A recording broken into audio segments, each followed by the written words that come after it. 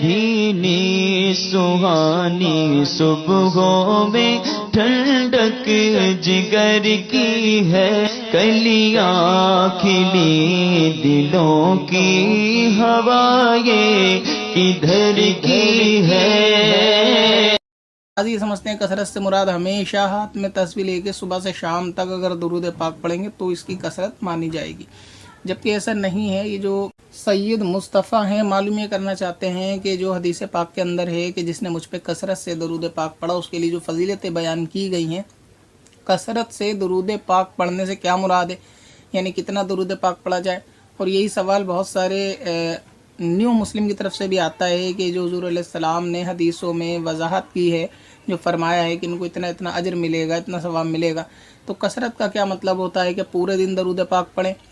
اور بہت سے ایسے جذبے والے اسلامی بھائی بہن ہوتے ہیں کہ جو درود پاک زیادہ سے زیادہ پڑھنا تو چاہتے ہیں اور یہ بھی چاہتے ہیں کہ ہم کثرت سے پڑھنے والے ہو جائیں،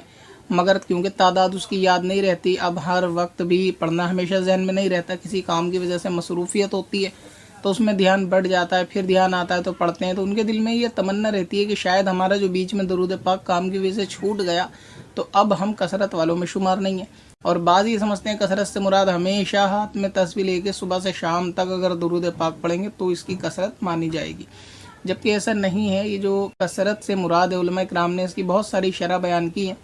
جیسے بعض نے فرمایا کہ کثرت سے مراد یہ ہے کہ کم از کم ایک دن میں بندہ 1000 مرتبہ درود پاک پڑھتا ہو تو اس کو کثرت میں شمار کریں گے۔ اسی طرح بعض نے 500 کی تعداد کی ہے، اس کی مختلف جدا جدا صورتیں بیان کی ہیں، مگر یہ کہ شیخ عبدالحق محدث دہلوی رحمۃ اللہ تعالی نے اس کی تعداد بیان کی ہے 313، اور فرمایا کہ اگر کوئی ایسا شخص ہے جو 313 مرتبہ روز ڈیلی درود پاک پڑھے گا تو وہ کثرت سے درود پاک پڑھنے والوں میں مانا جائے گا۔ لہٰذا آپ کی یہ کشمکش دور ہو گئی ہوگی کہ کثرت کا درود پاک کا مطلب یہ نہیں کہ آپ پورے دن لگاتار پڑھیں، ویسے پڑھنا چاہیے، اس میں بھی حرج نہیں ہے، مگر اگر کوئی شخص ایسا ہے کہ کام وغیرہ میں، گھر کے کاموں میں خواتین وغیرہ نہیں پڑھ پاتی لگاتار، تو ان کے دل میں یہ حسرت اپنے دل میں نہ رکھیں کہ وہ کثرت میں درود پاک پڑھنے والی نہیں ہے، بلکہ ایک وقت مقرر کریں، صبح کا یا شام کا، جب ان پہ وقت ہو اس وقت میں بیٹھ کے 313 مرتبہ اگر ایک بار میں پڑھ لیا اور یہ آپ کا معمول ڈیلی رہا تو آپ کثرت میں درود پاک پڑھنے والے مانے جائیں گے۔ اسی طرح درود پاک کے دیگر سوالات بھی ہوتے ہیں کہ درود کو چلتے ہوئے، بیٹھ کر، لیٹ کر پڑھ سکتے ہیں۔ جی ہاں، درود پاک کو چلتے ہوئے، بیٹھ کر، لیٹ کر ہر صورت میں پڑھ سکتے ہیں، یہاں تک کہ اسلامی بہنیں حالت حیض میں یعنی ناپاکی کی حالت میں درود پاک بھی پڑھ سکتی ہیں۔ اور اب اس کے اندر یہ بھی شبہ ہوتا ہے کہ جانماز پہ نہیں بیٹھ سکتی ہیں تو ان کا بیٹھنا بھی جائز ہے، تسبیح وغیرہ کو چھونا بھی جائز ہے، اس میں کوئی حرج نہیں ہے۔ لہٰذا درود پاک اگر کوئی شخص 313 مرتبہ ڈیلی کا معمول بنا لے، جس وقت اس کو ٹائم ہو،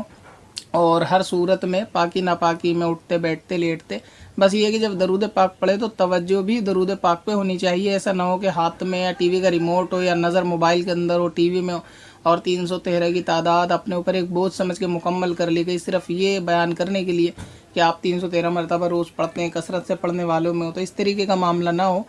حضور علیہ السلام کا گنبد خضرا بھی نظر میں ہو اور یہ ذہن میں ہو کہ آپ درود پاک پڑھ رہے ہو، تو اس طرح آپ 313 کی تعداد کو پورا کر لیں، انشاءاللہ تعالی کثرت میں پڑھنے والے مانے جائیں گے۔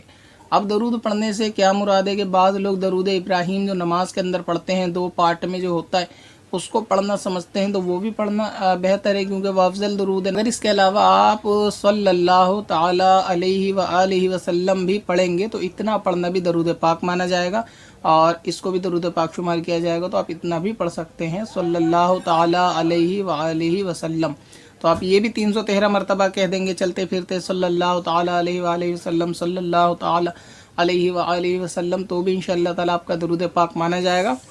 اور کوشش کریں کہ 313 مرتبہ ایک دن میں کسی بھی وقت پڑھنے کی عادت بنائیں تو انشاءاللہ تعالی کثرت میں پڑھنے والوں میں شمار ہوں گے۔